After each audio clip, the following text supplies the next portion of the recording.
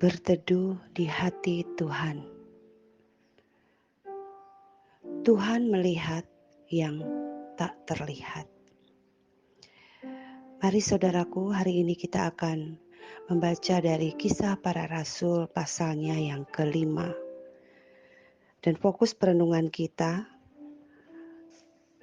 terambil dari ayatnya yang kedua.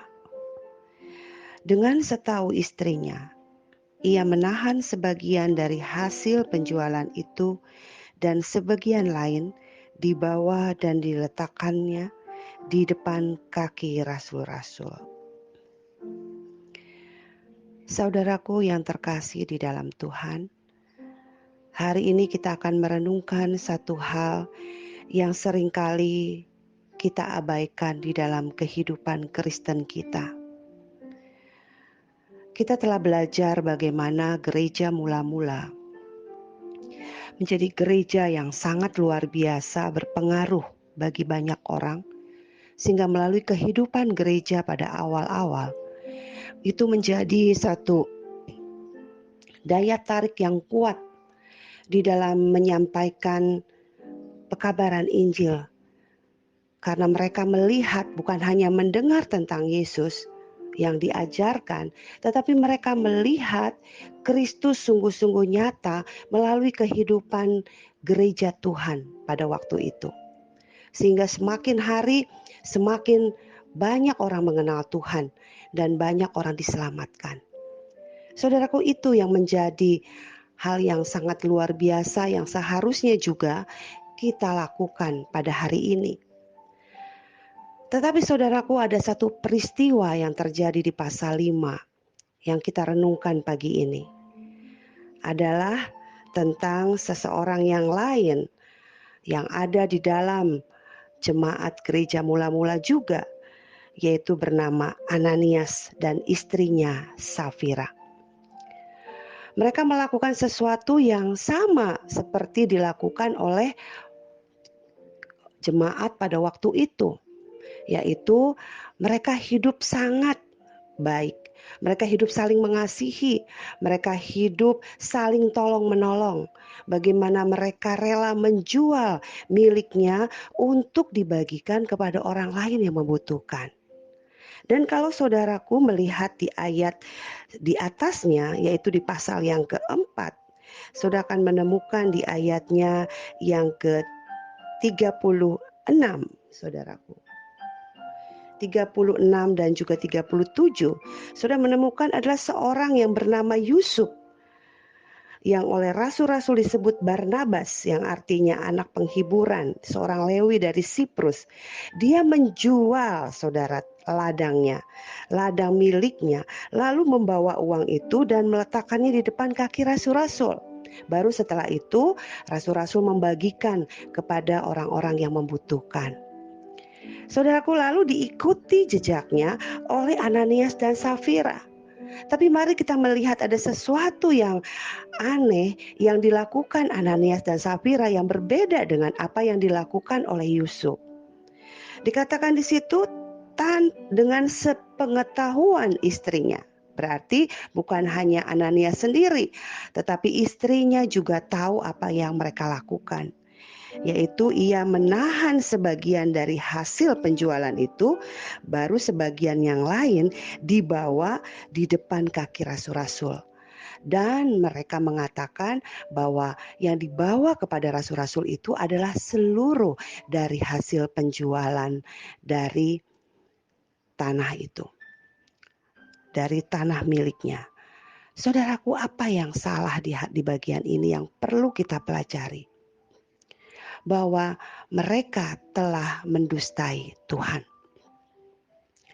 Oh saudaraku, ini hal yang sering kali tidak kita sadari, saudara. Kita sering kali mendustai Tuhan dan kita lebih mementingkan kepentingan diri kita sendiri.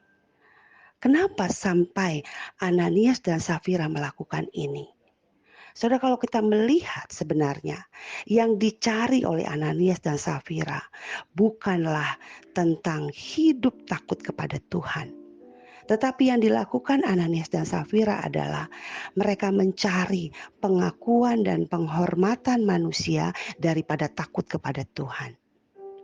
Dengan menahan sebagian untuk mereka, lalu memberikan sebagian lagi untuk orang lain, sebenarnya itu hak mereka, saudara. Dan Tuhan juga tidak menginginkan bahwa kita harus memberikan semuanya untuk orang lain lalu tidak boleh mengambil sebagian untuk kita. Sebenarnya bukan itu yang menjadi persoalan.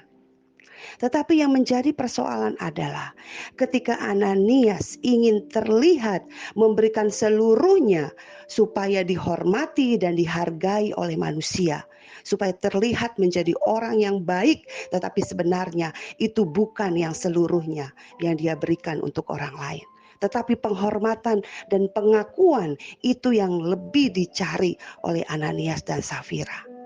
Saudaraku, Tuhan melihat segala sesuatu yang tidak terlihat. Petrus tidak tahu, rasul-rasul tidak tahu apa yang dilakukan Ananias dan Safira. Siapapun tidak tahu karena mereka melakukan di tempat yang tersembunyi. Mereka melakukannya dengan diam-diam, hanya Ananias dan Safira saja. Tetapi kita belajar hari ini tentang Tuhan. Mungkin kita bisa mendustai banyak orang demi untuk mencari pengakuan bagi diri kita sendiri. Kita bisa mendustai Tuhan, tetapi Tuhan tidak bisa didustai. Roh Kudus tidak bisa didustai, karena Tuhan melihat semua yang kita lakukan, bahkan segala sesuatu yang tidak terlihat oleh orang lain. Dan akibatnya sangat fatal. Penghukuman terjadi atas Ananias dan Safira. Saudaraku, ini mau menunjukkan kepada kita hari ini bahwa kita tidak bisa bermain-main dengan Tuhan. Kita tidak bisa mengambil, mencuri kemuliaan Tuhan demi diri kita sendiri. Dan ini adalah hal yang sangat fatal yang seharusnya tidak kita lakukan. Mari kita belajar, saudaraku, untuk hidup takut kepada Tuhan. Tidak bermain-main dengan Tuhan. Tidak lagi mencari pengakuan dan penghormatan dari manusia. Tetapi biarlah kita hidup takut kepada Tuhan. Dan ketika kita mau menolong orang lain, melakukan kebaikan seperti apa yang dilakukan oleh jemaat mula-mula, itu adalah hal yang kita lakukan dari hati kita. Hati kita yang sungguh-sungguh mau menolong orang lain, bukan untuk mencari pujian dan penghargaan dari manusia. Saudaraku, mari kita melakukan segala sesuatu dengan hati yang tulus, dengan ikhlas. Dan kita sadar bahwa apapun yang kita lakukan dilihat oleh Tuhan. Dan kita tidak perlu mencari pengakuan dari manusia. Dilihat Tuhan itu jauh lebih dari segala-galanya.